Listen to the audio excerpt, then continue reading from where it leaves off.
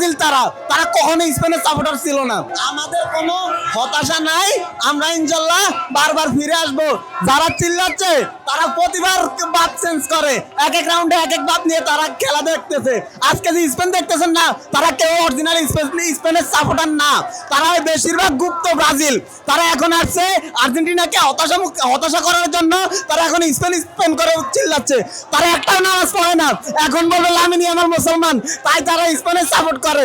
তারা হচ্ছে গুপ্ত ব্রাজিল, তারা কখনো স্পেনের সাপোর্টার ছিল না। In the heart of the city rises a destination built for greatness. International Convention City, Bosundhara. Life takes a new course. এই যে যারা চিল্লাচ্ছে তারা হচ্ছে ব্রাজিল সাপোর্টার। লামিন ইয়ামাল কিন্তু আমাদের হচ্ছে গিয়ে বার্সার প্লেয়ার।